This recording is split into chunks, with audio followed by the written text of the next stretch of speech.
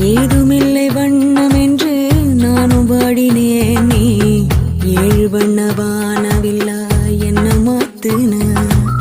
தாயுமில்லை என்று உள்ளம் நேற்று ஏங்கினேன். நீ தேடி வந்து நெய்த அன்பால் நின்று தாக்கின.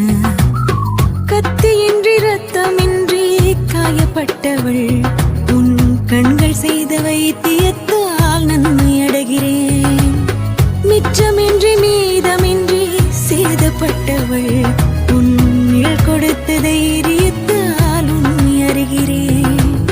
உப்பு கல்லு தண்ணீருக்கு ஏக்கப்பட்டது.